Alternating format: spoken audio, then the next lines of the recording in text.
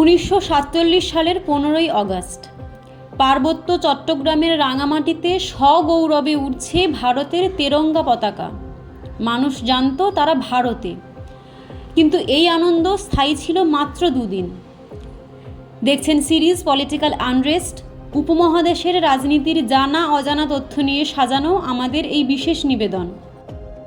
পার্বত্য চট্টগ্রামের 98% মানুষই ছিল বৌদ্ধ ও হিন্দু আদিবাসী। মুসলিম ছিল মাত্র 2%। নিয়ম অনুযায়ী এই মাটি ভারতেরই পাওয়ার কথা, কিন্তু র্যাডক্লিফ ভাবলেন অন্য কথা। পাকিস্তানের দাবি ছিল চট্টগ্রাম বন্দর বাঁচিয়ে রাখতে হলে কর্ণফুলী নদী দরকার, যা এই পাহাড় থেকেই আসে।